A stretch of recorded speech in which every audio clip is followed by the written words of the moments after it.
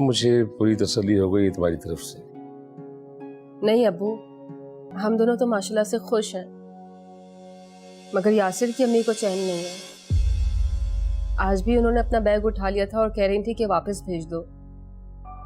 बहुत मुश्किल से यासिर ने उन्हें मनाया। अल्लाह हिदायत दे उन खातून को जिनको किसी की परेशानी का, किसी की इज्जत नफ्स का जर्रा बराबर भी ख्याल नहीं है। मैं चाय बनाऊं अबू आपके लिए? हाँ बना लो चाय।